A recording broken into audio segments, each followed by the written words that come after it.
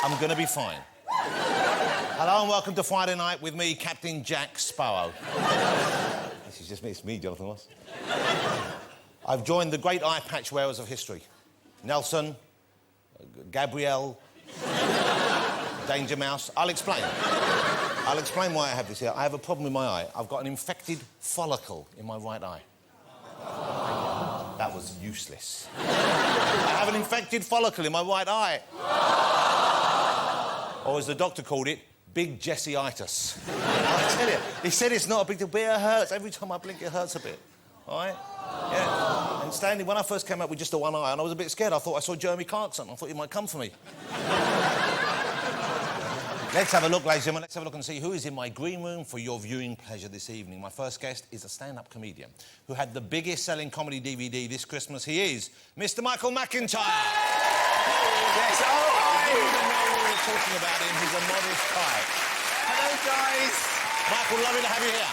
Hi, Jonathan Ross. Now, if you don't mind me saying so, Michael, and don't take this personally... Yeah, I'm going to take it personally because you're about to say something personal. No, I'm just going to say you don't look like a comedian.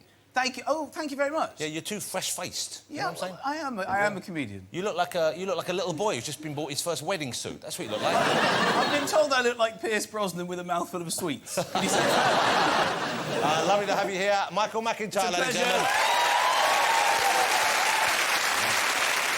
My next guest is a young actor. You may have seen him in Skins and a little-known movie called Slumdog Millionaire. It's Dev Patel. There he is. Britain's newest rising star, Dev Patel. Hi, Dev. Great to have you here. Now, you probably know this already, but Dev's movie is quite rightly cleaning up at all the award ceremonies. At the weekend, it won 7 BAFTAs. It's in with a great shout for an Oscar, so good luck with that in a few weeks' time. Fingers crossed. Yep. It's so popular, I reckon it's even got a good chance of winning Dancing on Ice. That's how popular it is right now. What a great movie involving Dev Patel, ladies and gentlemen. Thank you for joining us. I'm so looking forward to chatting with Dev. My next guest is a gorgeous and talented English actress. She's just worked alongside Martin Scorsese and Leonardo DiCaprio. She is Emily Mortimer. Hey, Emily. How lovely to see you. Thank you for finally joining us here. Emily, before we go any further, just a quick word. If Michael or Dev ask you to go to the bar and get a drink for them, don't, because they're both underage, OK? All right. The lovely Emily Mortimer, ladies and gentlemen. Thank you very much. Emily. Shall we get my first guest out, ladies and gentlemen? I think we should. He has taken the comedy world by storm. Please welcome the very talented Mr. Michael McIntyre.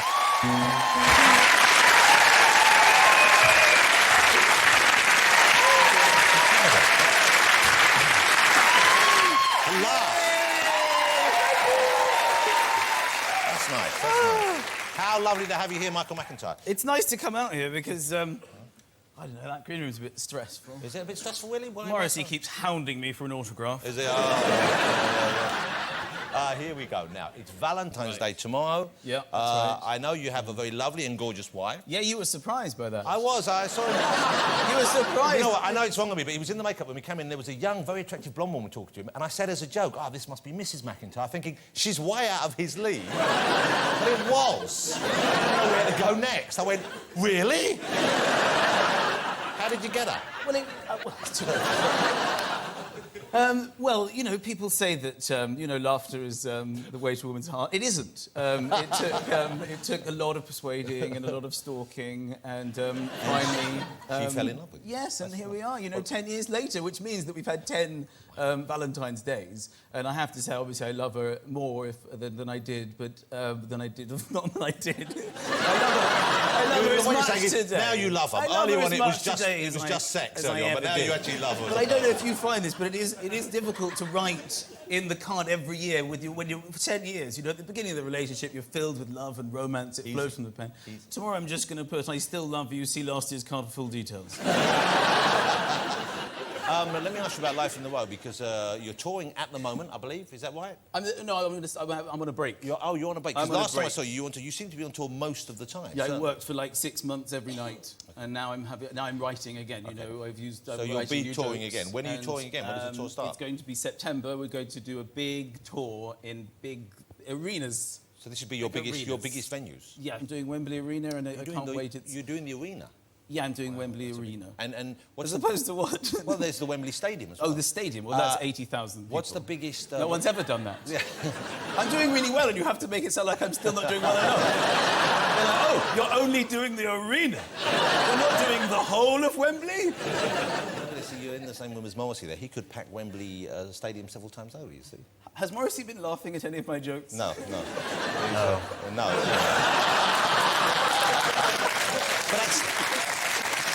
But that's a good sign. I know. That's a good sign. That means he's enjoying it. I would hate to be the man that breaks Morrissey. OK, do you have a break when you're on the road, or is it pretty solid? And when you're out there, what do you miss from home? What are the creature comforts? Well, I missed the woman that you saw in the green room. Very attractive woman. Very attractive woman. Henceforth to be known as your wife. Submitted. Yeah, I give that as evidence number 8. So basically, yeah, the thing was that, you know, when you're doing a tour, do as many dates as you can, because the DVD was coming out. So, you know, pack all the live dates in before, you know, you don't want to be doing a live show when the DVD's out as well. You want to finish that so people have to make a choice. Yeah, so I packed as many in. I did loads and loads of venues. We had a great time, but I would obviously just say to my family, as soon as this is over, we will go on a lovely holiday and relax. Right. And we did that. But you don't really relax. We have 2 children, so there's no relaxing. How old are your children? I have 2 boys. They're 3 and 1. Wow, well, that's a handful then, I imagine. Every day we wake up and we try to keep them alive until the end of the day. Yeah. That's it. At the end of the day, good parenting. I lie down with my wife, and so because we split up, we'll take a child each. If she's watching one, I'll watch the other, and sometimes that'll change. And then I'll be looking: is yours alive? So mine's alive. And then at the end of the day, they're alive. Let's go to sleep. And then you wake up in the night because they're still sleeping. You have to go in. Are you alive? And then you go. So that's it. Lots of keeping them alive. Have either of you ever lost one thinking the other one had it during the daytime? No, thank God that hasn't happened. Yeah. Thank God that hasn't. We lost a child once, actually, in the Natural History Museum. It's a horrible moment. You just look round, and instead of my child, there was a dinosaur, and it crawled off. But we found him. But we had a really nice. Well, it is stressful, but it's nice to be stressed in paradise rather than at home. That's the good thing about going on a holiday. And there were other excitement. Oh, I lost the car. That wasn't very good in the car park because you know parking in the airport. You have to remember the zone and the row. Yeah. So it was C3, and I thought, I'm not going to need to write this down because it's C3PO. I'm never going to forget this. Yeah. It's Star Wars. 10 days later, I'm like, my wife's like, do you know where the car is? R2. So and then I think, no, it's D2. Is it D2? X-Wing. Is there an X-Wing? So we lost the car. But we did go, 10 days went away, which is it's the right amount, I think. Why, you think any longer would be too long? You'd start getting on each other's nerves? A lot of people say, you know, we went away for 2 weeks, 10 days would have been enough. This seems to be you know, after 10 days, you just want to get back to life. This tends to be the philosophy of holidaying. So I can't imagine you're the kind of guy, though, who does really... I know you've got young children, but you're not the kind of person... I mean, just look at you. You're not the kind of person who takes a lot... You clearly don't work out. I bet you don't... No, he won't mind me saying that, because he doesn't. I'll have you know... Do you? I'll have you know that I breastfeed, which helps. It helps wean them off because it's like it's a boob, but nothing comes from it. So I'm like the middleman. I don't mean you look large or anything, but I just say you don't look like someone who is particularly vain. And maybe that's a nicer way of putting it. Well, you know, it's the marriage thing. I don't want to keep going back to this, but once you hear the words "I love you forever," my first thought was cake. I'm going to eat cake for breakfast. Are you sure you love me? I do love you. Good. I'll be at the fridge. And then you no longer get plates. You just open and start grazing. And then you say things like, "Do you think I'm getting fat, darling?" And she goes, "No, you're cuddly. Cuddly. You have no idea how cuddly I'm going to be in a few years." So I've been getting cuddly, but now I've had enough of this, and I'm going to get into good physical shape. What do you do for your diet regime, though? Is it just calorie counting, or what do you do? You know, I get some exercise. No, I don't think you do, really, do you? What are you talking about? I get exercise on stage. I run around. In fact, I ran around so much in my last tour that I fell over and I dislocated my shoulder. No, really? An actual on-stage injury? Right at the end of the show, and everyone laughed more than I've ever got a laugh before. Everyone thought it was the funniest thing they've ever seen, and I was lying there, I couldn't move, I was shouting for help, ambulance, and they were going, "This guy's suddenly, this is what we want, fast." It was terrible. Have you incorporated it into your act on a regular basis now? Well, I'm trying to get it back, because my arm is still not right. I'm in physiotherapy. Oh, really? I have a physio, and he's giving me these exercises to do, and he says I should do them whenever I remember, I should do them. And one of them is just this. So I have to do 5 of these and then 5 of those. So people keep sort of coming towards me, and they didn't really know. Going away. Yeah. I actually got a woman to park the other day. And welcome to Friday Night with me, Jonathan Ross. Welcome to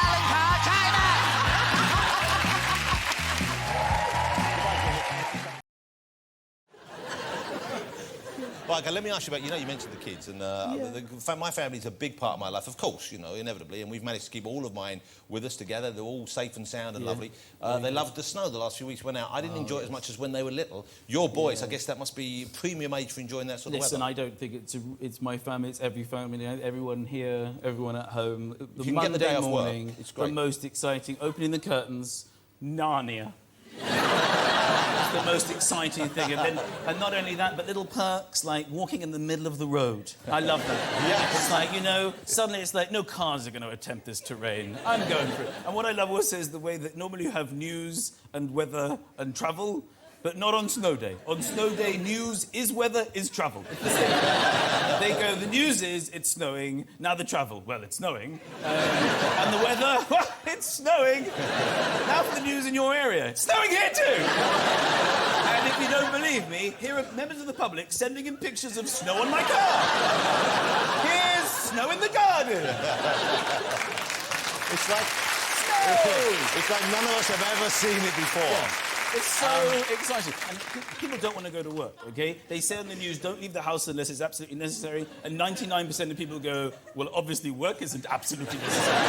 It's only the bosses who think, yes, I must go to work because they depend on it. And then they say, oh, why does Britain come to a standstill? Where's all the grit? We're hiding grit, let's be honest. People are hiding grit. It's like in The Great Escape, they're in the garden getting rid of the grit. They can't grit the roads, we can't go to work! And then we've had to call up, they had to ask Spain, I think, they've had to say to Spain, could you lend us some stuff for the roads? Yeah. I mean, it's Gordon Brown phoning up going, pass the salt. That's basically what's happening. Well, I'm glad that we had some days off, though, because I love it home there. And presumably your boys, it must have been for the youngest one, was this the first time he'd seen snow? Yeah, we built a snowman, and... but it is depressing when it melts, though, when it melts, and then only the snowmen are left. So then you've got just grass and snowmen bodies. Yeah.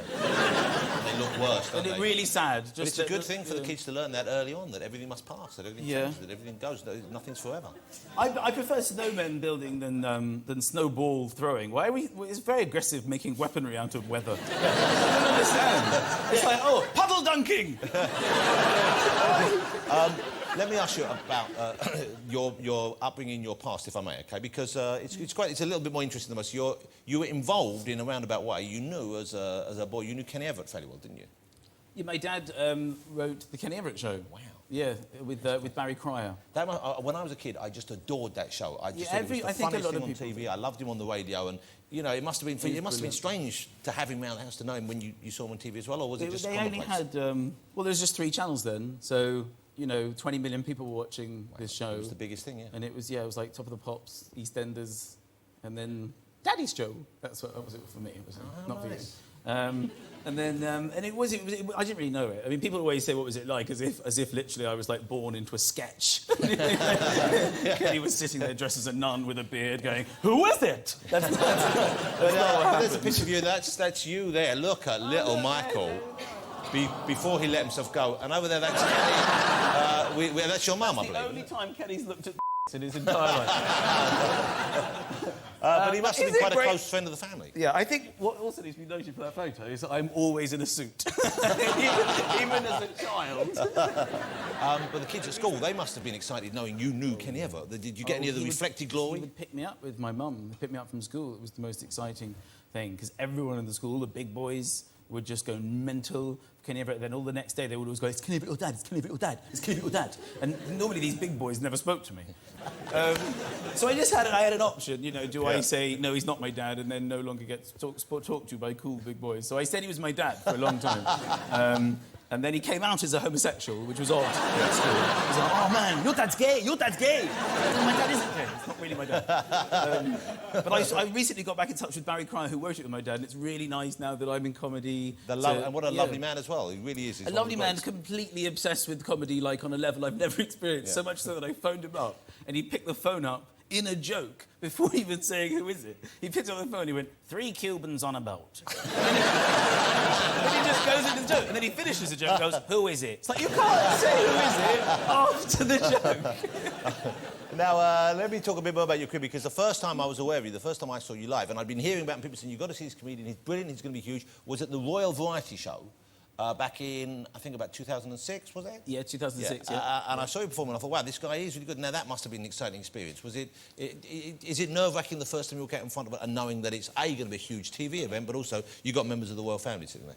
It wasn't nerve-wracking that much because, you know, when you get your break like that, you've been doing it for years. Long enough. And you've done it for just ghastly audiences that hate you in clubs and heckling you. And so early on, not you had all that. listening. You had hecklers, you had... Yeah, so I knew that I had 8 minutes ready that I'd done. I knew inside out. Yeah, and I was just dying to get out and do them on a big stage. Because, you know, if you write a joke, you want as many people to hear it as possible. And the Royal Variety is brilliant for that. You always look incredibly confident on stage, though. I mean, I know I'm seeing you now at stage off where you've obviously perfected it, but you look very, very confident. You look very happy out there. Would I be right in thinking that? Yeah, I am. It's why I'm happiest there almost, you know, outside of my family life. I feel most comfortable. I feel like I know who I am on stage. Isn't that interesting? Yeah, it's weird. Yeah, but I think a lot of performances like that, I get the feeling when I see Morrissey on stage, for example, he always looks like he was born to be there. You know, and it's like, you know, and I get the feeling, would I be right, Morrissey? You seem so confident on stage. No. Yes, I was born to do that. Yeah, it's being helpful. But, you know, some people just seem like they're right to see them there. Yeah. And then if I was to meet you socially, for example, if we were to bump into each other, not in this hour, I probably wouldn't want to talk to you. Because no, I know that. You know, and you that. wouldn't want to talk to No, but you wouldn't want to talk to me either. Because it's like, what are we a lot of people have said that to me, like you said it to me when I first came on the show. You looked and you just said, you don't look like a comedian. Yeah. I have come out throughout my career and people have gone, this guy is going to be he is going to be who is this guy? Is he Chinese? What is it with this guy? And then, you know, hopefully I start to be funny. It is like that. But I've overcome that. I feel funny inside. I like being on stage because... And I get more excited by bigger audiences, why this arena thing has really excited me. Yeah. Because some people get freaked out by it, but the way I see it is just more people. And you're very physical on stage. As you said, you run around a lot. You feel the space. So I guess that already your act is tailored to work on a bigger scale, I guess. Yeah, a lot of the clubs that you do, you're really restricted. You know, you're standing... Also, you're on a leash. I mean, the microphone is like a leash. So you just sort of stand there and deliver. And I've actually been trying out some jokes recently, and I am on a small stage. And when I'm not running around, the material isn't that funny. You really got to sell it. Hey, now what are you doing TV-wise? What work? When can we see you on television? I got that from Kenny, by the way. You probably noticed that. TV-wise, yes, I'm doing a big show. What are you doing? It's going to be in the spring. Yeah. And it's a comedy road show. It's like Live at the Apollo, which has been very successful stand-up show, big production, very exciting. So you'll be going around the UK then? I'm going to be going around the UK. I'm going to Newcastle and Dublin, and I'm going to Cardiff, and I'm going to Edinburgh and Brighton, and we're going to have new acts on, and we're going to break them, and they're funny, and we're going to show the world that. So you can bring out new comedians like you were once brought out. Yeah, that's right. And if they're too funny, we'll edit that out. Yeah. And then we'll have a big headline act, and it's going to be, I think, Saturday night. It's going to be great fun. A Saturday night show, that sounds like an old-style show in a good way. Yeah, without the variety, you know, it's going to be stand-up, no variety. How good to have you here. What a funny guest. Ladies and gentlemen, I think you'd agree he's a fabulous comedian, as he proved this evening. Mr. Michael McIntyre, ladies and gentlemen.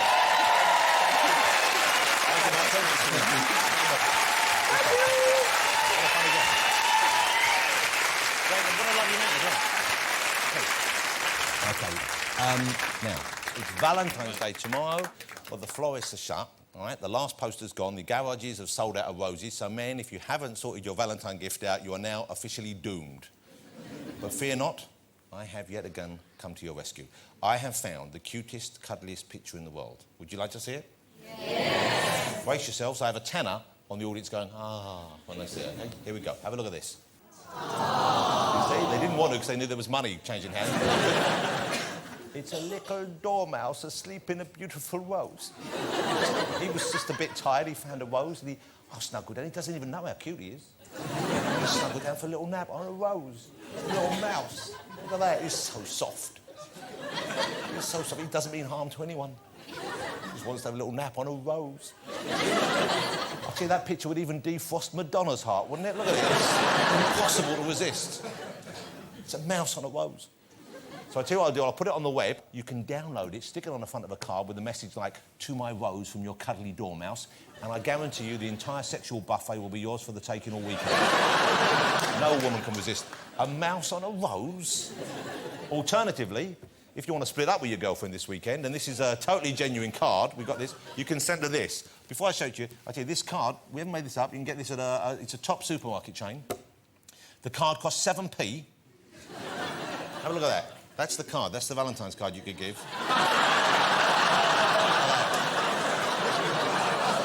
It's the card that gives out the message, I got 3p change. That's what that card says. I love you that much. Look at that. Give that to the wife. Now, shall we get my next guest out, ladies and gentlemen? Please welcome the lovely Emily Mortimer.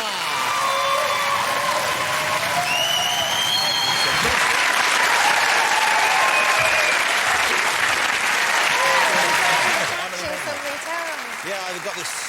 It's slightly weepy, but not too bad. Hey, how lovely to have you on the show. Thank you for joining us. Thank you so much for having me.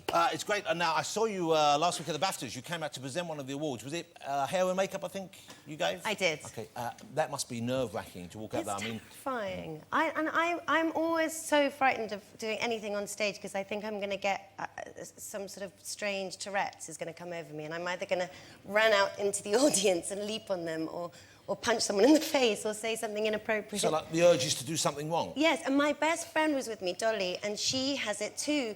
She thinks she's going to shout out the word mint. and we got there and we realised we were both in the front row next to each other and we were just sweating and holding on to each other but she thought she was going to shout out mint and I thought I was going to dive onto the stage like, and... or punch Meryl Streep or something. Punch Angelina Jolie. Yeah. I have that urge as well sometimes when I'm drinking coffee. If I'm drinking coffee and I'm talking to someone, something, what would happen if I just threw this in your face? I know. And you have to control yourself. It's a terrible thing. What is that? I think it's your brain saying these are the parameters you mustn't go past and reminding you. And from then on, if you did something like that, that's the fear, is that you know that from then on you would officially be mad and your whole life would change. Yeah.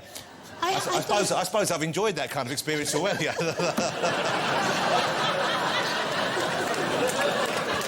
let's know. I really don't think... Maybe that's what it was. Yeah. OK, now, I was very excited to hear that you've been working with the great Martin Scorsese. Yes. And the fabulously talented Mr. Leonardo DiCaprio in this new movie. I know it's not out for a while, but I'd love to know a bit about it. It's a thriller, is that right? It's a thriller by Dennis Lehane, who wrote Mystic River and all those things. And this film's called? It's called Ashcliffe. And what's it about?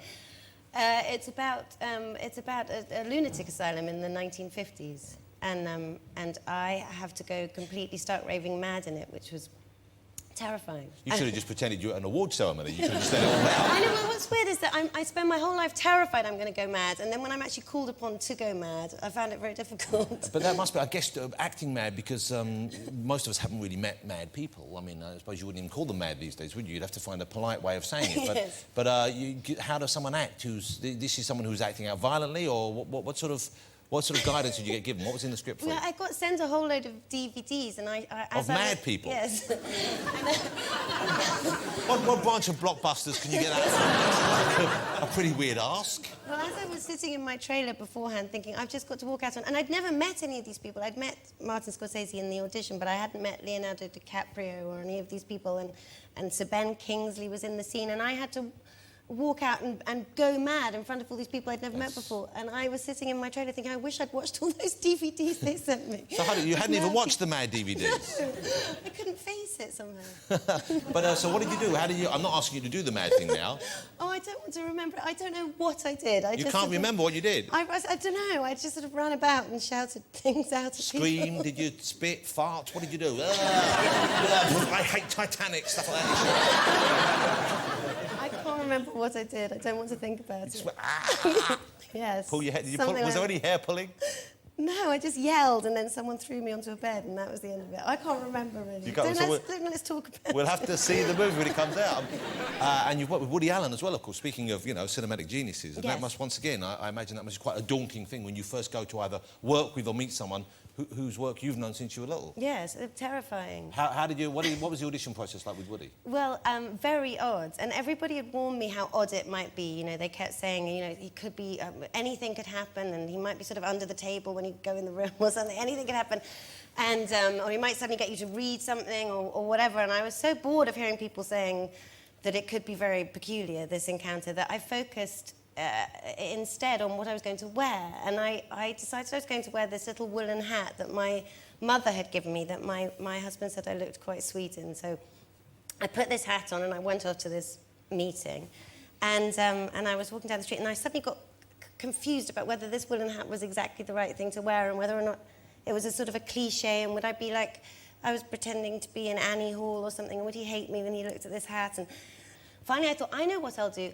I'll wear it when I go into the room. Which is what you would do with the hat you've been wearing in the street. Well, why wouldn't you? Exactly. And then I'll sit down on the chair and I'll take it off as I sit down so he gets both looks. Well, so he gets with and without hat. Yeah. Well, you put a lot of thought into this. This is something which both of us would just do. And yet you'd really put a lot of thought into this. I'd So you get it. So how did that go? How did that work?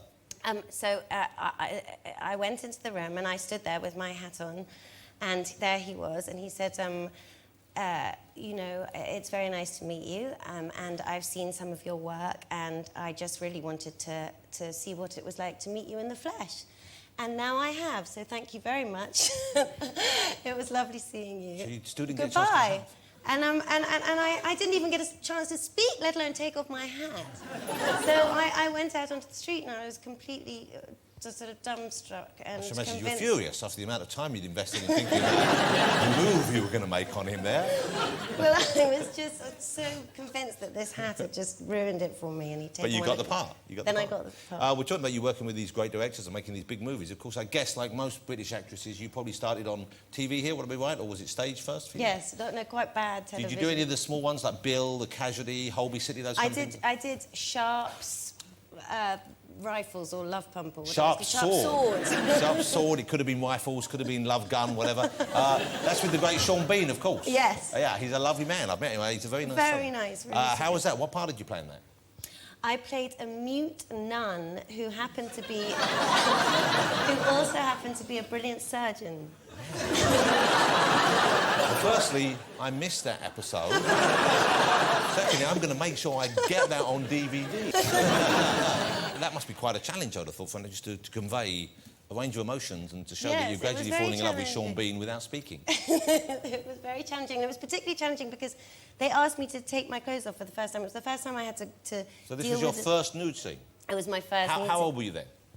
I guess I just left university. I don't know, about 21. Wow, so that's quite daunting, I would have thought. You're a young woman, you act first time, Sean Bean's over there, probably drooling, and you're going to take your clothes off, and you're dressed as a nun first. Well, so you're undressing, you're wearing a nun's gear? No, it wasn't written in the script that I had to take my clothes off, and the director came up to me on the first day. This isn't the sort of thing with the hat again, is it? You weren't kind of just confused about what sort of impression you'd make fully dressed. No. I thought, I tell you what, I'll do out and clothes on. Let Sean decide. Maybe he'll fall in love with this character by the end. It was nothing to do with me. It was the director who came up and said, you know, I've been thinking about it, Emily. And he was Northern, the director, and he said, I think, you know that scene where you perform the life-saving surgery on Sharp? I think it would be vital to the narrative of the piece if after you've saved his life with the operation, you take off your nightie and get into bed with him.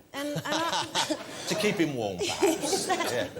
And being the sort of strong-willed, confident, liberated woman I am, I said, yes, absolutely, of course. And then I went off and immediately sort of rung my parents, rung my agent, would I retain my artistic integrity if I took off my clothes, blah, blah, blah. And I couldn't decide what to do, but I was too scared to say no. And it came to the day, and I decided I'll just take my contact lenses out, because for some reason I thought it would be less scary if I couldn't see anything. And I'll drink, and I had a lot of rum. And I did it, and I did the life-saving surgery, and then I took my nightie off, and I don't know what I expected, but I somehow thought I'd get a round of applause or something. People would be very grateful. But now you're mute, and you're drunk and blind as well now. And naked. It sounds just like the best night out you could possibly have with a young boy. It was disastrous, and he said there was silence after they said cut, and then the director came up to me and he said, Emily, that was lovely.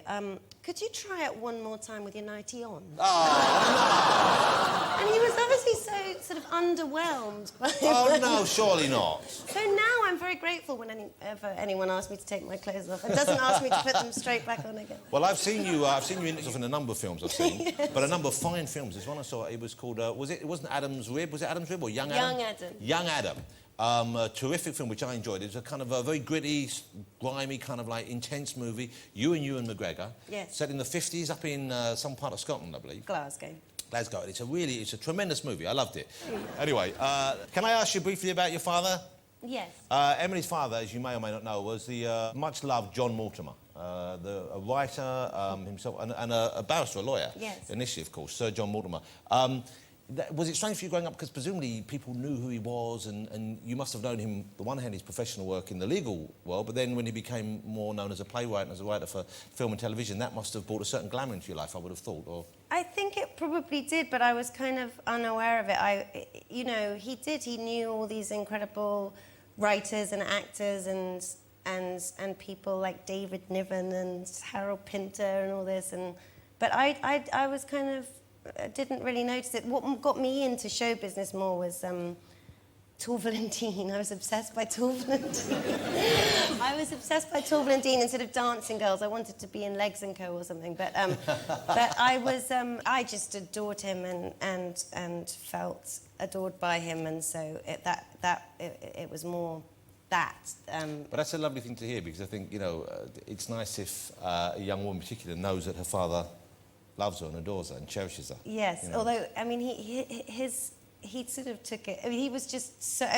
thank God for my mum, because if it had just been him who'd brought me up, I'd be the most obnoxious, spoiled creature. But his thing was, you know, to be a good parent, you just never say no and tell your children that they're wonderful and beautiful and perfect and brilliant. And I can remember once when I was doing my finals at university, and I rang him up saying, you know, Dad, will you love me any less if I get a third? And he said, oh, darling, I'll love you so much more if you get a third. But so he was an amazing dad, and I'm so proud to well, he must have been proud of you as well, and it must have been fascinating knowing that he was working with, you know, when he was defending criminals and people who broke the law. That must have been, in a way, quite an exciting thing, I would have thought, for someone to have that in your life as well. Yeah, and my dad always, you know, his whole thing was that, I mean, you know, that everybody has the right to a fair hearing no matter what they've done, and he was never scared to defend the indefensible. And he said that murderers were actually very often his favourite clients, because unlike divorcing couples who are constantly ringing you up through the night saying, you'll never guess what he's done now, you know, he wants custody of the toaster or the dog or whatever. Murderers were generally less able to get to a telephone. And also they generally got rid of the one person on earth who was making their life hell. Well, yeah.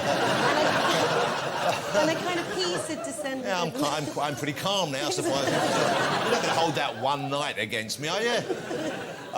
It's been so charming talking to you. I'm really looking forward to seeing, particularly the Scorsese movie. Good, thank you. It sounds tremendous, but I love seeing so many movies, and I think you're a sublimely gifted actress, and thank you for joining us here. How lovely to meet you. Ladies and gentlemen, Emily Mortimer. Thank you so much.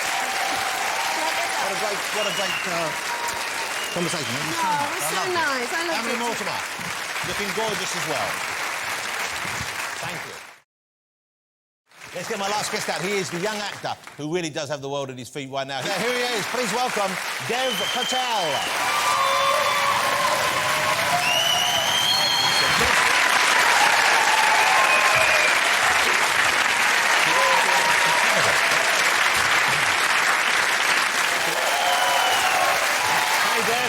Looking great, looking slim and stylish and sexy. Skinny and ready to and take on the world. lanky and big-eared, yes. Well, Dev, let me just ask you, how old are you, first of all? 18. 18 years old. Wow, how great to be 18. Imagine that. I know, I've been growing this stubble for like 2 weeks now. Yeah. Check it out. Well, legally, you can drink and stuff here in the UK. I can. Here in the UK, I can. yeah, but I've been over promoting the film in LA, and I can't do anything. Because it's 21 over there, isn't it? 21. That must be weird. OK, Slumdog Millionaire. I've seen the movie. I saw it with my family. We all adored it. It's a great movie. Have you seen the film yet, ladies and gentlemen? What a charming, what a dramatic, what a moving and what a touching movie it is. Congratulations to you and the team behind it. And I saw you at the BAFTAs last week, of course. A great night for the movie, for all of you. Awesome. You must be enjoying this moment. This success must be... It's surreal. It's an amazing roller coaster. I mean, I watch the BAFTAs year after year on TV, on my couch. And, you know, to just be there on the carpet and, I mean, everyone's chanting my name. And Did you expect that? Did you expect people to know you? I didn't. And then I was on the red carpet, right, and Sharon Stone was there. And I'd done an interview with Sharon Stone, me and Sharon Stone, and I was like, oh my God, can somebody please slap me? And then the next minute I know, wallop, Sharon slaps me. And yeah, so I mean, I got Did you say, so you said it out loud and she just... Yeah, she just whooped me on live television. She's nothing if not obliging. Just don't ask her to cross her legs when you're sitting opposite on the Eurostar. So that must be exciting. Were you there? Who were you there with? Who did you go along to the BAFTAs with? I brought my whole posse, my mum, my dad and my sister. Oh, yeah. how fantastic. And they must just be over the moon. They must have loved it. Talking about Sharon, the pre-BAFTA party, I brought my mum along, and I introduced her to Sharon, and they talked for like 10 minutes, and then she went telling the whole family that she talked to Sharon for half an hour, and they're great friends. And we saw her at the after party, and she's calling Sharon by her first name, and like they're best of buddies and neighbours and things like that. Oh, but that's so sweet. Well, your mum's just getting used to it, but at least that's your parents, I guess, did they encourage you to act? Did they support you in the acting? Yeah, I was 16, and my mum saw this open audition in a newspaper while travelling to work, and she sort of dragged me down to it, and that's how I got into Skins. So that was your first big job? Yeah. And had you, were you studying acting before that, or had you decided... Oh, yeah, I was in school doing my GCSEs, and I took drama as another subject with, I think, 10 other subjects. So you weren't at a proper drama school or anything? No. Wow, so what a lucky break, and obviously it was your talent that shone through, but lucky that Mum saw that advert. Yeah. Did she know what kind of show Skins was going to be before she took the... Not really. Jane Ripley, the casting director, said in the last audition that it's a bit racy, and there might be a bit of strong language. And the next minute I know I'm watching it with my mum, my sister, and the whole family, and I'm naked. I'm just naked. But what was happening in the show at the time when...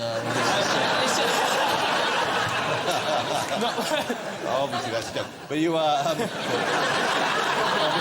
so you did quite a lot of nude scenes. I did. I didn't really know how to approach that. Really, I mean, one of my first scenes was with this in the second series. So I met this girl called Sketch, who's a new character, and my first scene with her was a naked scene.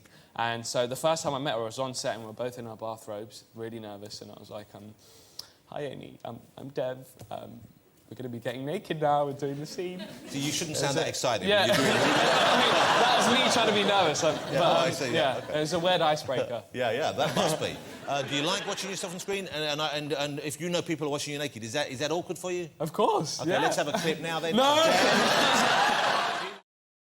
Let me ask you about Slumdog, because here's a movie which, from fairly inauspicious, fairly humble beginnings, has now become... It's a world beater. It's a huge film. How did that story come about for you? How did you get involved in that? And also, filming in India, what was that like? So I stumbled into Skins, as you know, and so I was just doing that, didn't know where to go next, and Danny was casting the film, and he wanted an all-Indian cast, and he couldn't find that out there, because, to get into Bollywood, they got some great actors, but they were all really buff and butch. Yeah, because they make the big... Well, singing and dancing is a big thing, of course, but at the same time, the action movies are big in Bollywood, Yeah, and they've got to be able to whip off their tops and get under those waterfalls and do all those dance sequences and things like that. And obviously, my character's not that. He was struggling looking for the lead man, and then he came back to London, and his daughter was watching me on Skins, and she goes, "Dad, why don't you give this boy a go?" And they called up the Skins guys, and they're like, "We hear you've got a boy called Dev Patel. Could we give him a crack?" And that's how I got into... So it was just kind of a lucky coincidence, really, yeah, that she was watching. Yeah. And presumably, when people are out there, do they know that you're from England? Is it, obviously not speaking the language a big thing, but just the way you are, the way you carry yourself, is it kind of... That was the hardest part, because, when I walked the streets, no matter what I wore, even if I didn't wear a big, bright red Nike T-shirt, I would still stand out when I walked on the streets. I would still get weird looks, and I would just stand out. I had this aura about me that said I'm a foreigner. Yeah. Why is it, you think? What was it? I don't know. And then, so what I done was I called up Danny and I said, "I'm not happy, and it's not going to turn out right, this character. Please get me down there for a week." So this was New Year's Eve. I went down, and literally I just walked the streets by my hotel and got lost and got a rickshaw back to the hotel. And I guess, Mumbai moves so fast. There's 20 million people in this city. In that one city, it's incredible. And it's so chaotic. But at the same time, everyone moves so slowly. There's this freedom there, and there's this sort of, they're soaking up the sun, and everyone's so relaxed. And to get that, because when you're sometimes walking down the street in London, everyone's got their briefcases, and they're on a mission to run to work, and you can't look at someone for too long in case you might offend them or something like that. And in India, you can do anything. You can jaywalk, and it's just that sort of freedom. Let me ask you what the food is like there, because I've never been to India, and I'd like to go. And over here, I love what we call Indian food, but I understand it's not quite the same as the food you would get in India itself, where, of course, it's just called food, but it's slightly different than the curries we get here, and so on. Is that correct? Here, these are the rubbish curries. Down there, when they've got, like, a vindaloo or something chili, it will burn a hole in your... It's that bad. How long were you in India for in total? I think the shoot lasted for 4 months. It started. It's a big chunk of your life. And did you like it? Would you go back there to stay? Would you ever like to live there? Do you think? I would. Going there, I was really daunted. I guess because I was 17. I was coming from a small character in Skins and being thrown into this chaotic city and the lead character in a Danny Boyle film. Yeah, big deal. And it was a lot of pressure. And it's, I mean, you just fall in love with it because, I mean, we're humans. And if you like humans, then you're going to love it there because there's just so many people there. And I mean, what a lovely philosophy. Yeah, you know, I mean, it's simple, but it sort of makes sense. I mean, I went to the slums for the first time. Now, what is that like? Are they, because you get the feeling, I mean, we only ever see them really on the news here, and I don't know whether we get the full story. Yeah, on the news and on those sort of charity adverts, those ad adverts. I've got nothing against them, but I had this sort of preconceived notion that slums were in barren land, out in the middle of nowhere, and you know, you see this malnourished, poor, sickly child, and you think that's what it's going to be like, and you generally pity them. And really, they don't want that, because generally in Mumbai, the slums they call them colonies. I mean, I went to this one slum called Dharavi, which has a population of 2 million people. And each person in that slum can hold a vote, so they're very powerful, so they're not totally neglected. Obviously, they don't have the best sanitation facilities and things like that, but there's just overwhelming sense of community, and everyone knows everyone in that slum, and they're all working together like one big molecule to make their slum a more functional place. And they're survivors, you know. I mean, so in a way, it must be quite a vibrant, exciting place to be, as well as there being, you know, difficulties. There's this beautiful, cheeky banter going on, you know, because everyone knows everyone. You see the kids teasing the adults when they're walking past, and it's really fun. Yeah, yeah. Let me ask you about the movie itself, some of the things in it. For a start, Who Wants to Be a Millionaire, which forms the kind of... God, that is a big hit show in India as well. It's massive, yeah. And that's not the host. The guy in the movie, it's Amitabh Bachchan who actually hosts it in India, I mean, that guy's Anil Kapoor. Right, who's another very talented and well-known actor. He is. He's massive. He can't walk the streets. And, yeah, he says it really funny. Who wants to be a millionaire? And I'm like, Anil, it's millionaire. Millionaire! OK, we'll just leave him to it. But the actual real host is a guy called Amitabh Bachchan, and he is... He's kind of a movie star since the 60s, No, he's a mega star, yeah. And he's the biggest star, and he can almost be a politician. And he goes on to host a game show, you know, a movie star. And people, what I heard was people would go on to be part of the audience and they'll just stare. And hopefully when he's doing his auto cues, he'd you know... Look around. Look, yeah, and, you know, click eye contact with these people and they'll think, God, Amitabh looked at me. I've got a blessing. And, yeah, so that's how, you know... Hold on a second, let me just send a bit of blessing.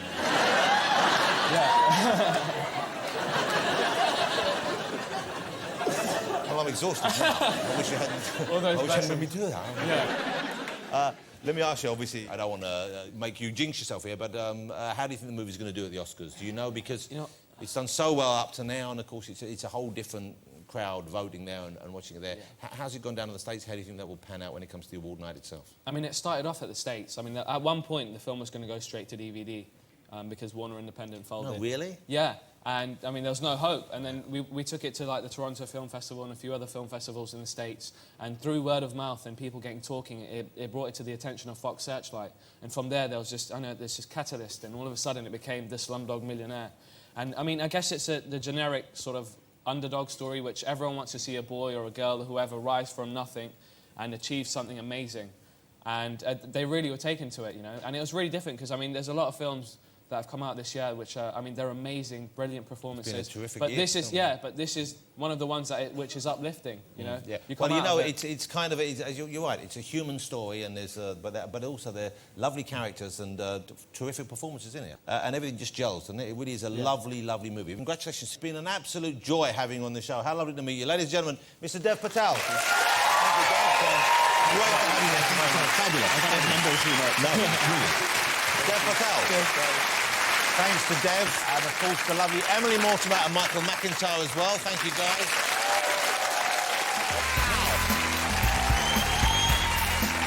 Morrissey and the band, fantastic.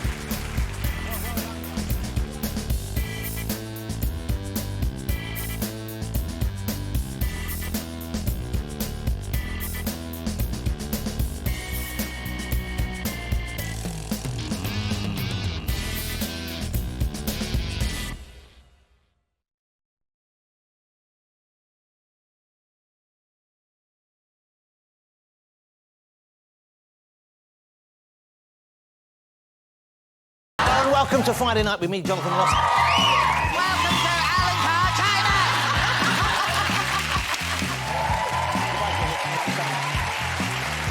Oh, Jesus. About time, don't. Oh, I've just been... Oh. Don't patronise me, Alicia.